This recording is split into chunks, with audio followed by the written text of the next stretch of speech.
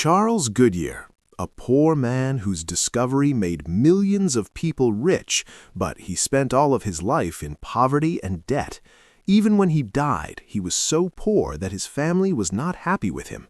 But his discovery established an industry of modern-day tires having worth of trillions of dollars.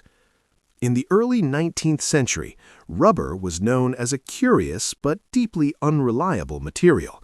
It melted in summer heat, turned rigid in winter cold, and quickly became useless.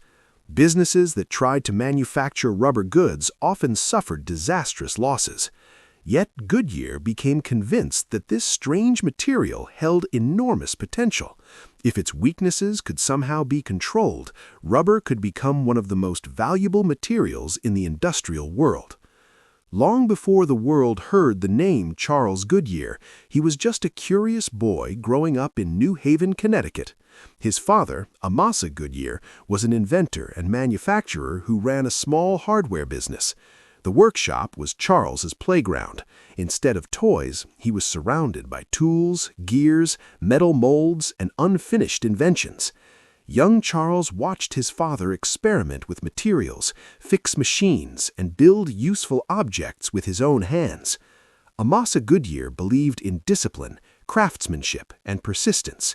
He often told his son that problems were not meant to stop a man, they were meant to be solved. Those lessons stayed with Charles.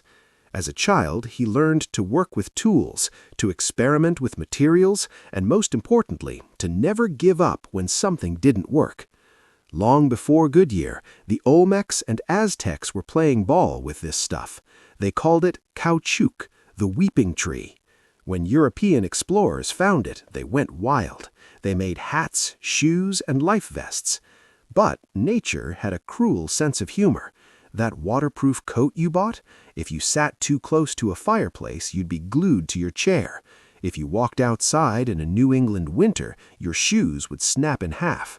By 1830, the rubber boom turned into a rubber bust. The world was ready to give up on it forever.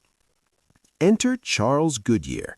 He wasn't a scientist, but frantically had an obsession of making the rubber hard while retaining the bouncy character. He was a hardware merchant, but had just gone bankrupt, spending each penny on experiments he had. He took loans as a last resort, but his deplorable economic conditions never allowed him to repay any loan. Resultantly, he remained in debtor's prison. He kept on experimenting by kneading rubber like bread dough in the jail as well, mixing different materials.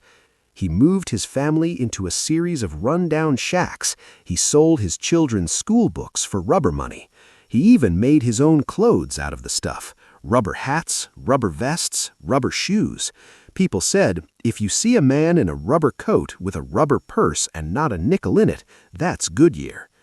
He tried mixing it with everything. He nearly poisoned his family with lead fumes. He was chasing a ghost. And then, in 1839, the ghost finally showed up. The legend says it was an accident.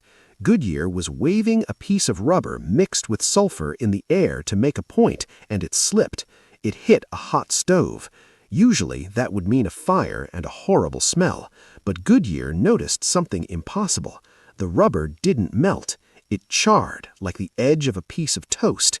He stepped outside and nailed it to his door in the freezing cold. The next morning, it was still flexible.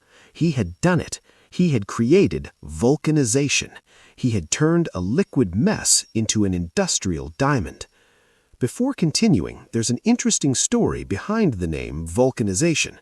The word comes from Vulcan, the ancient Roman god associated with fire, metalworking, and volcanic power.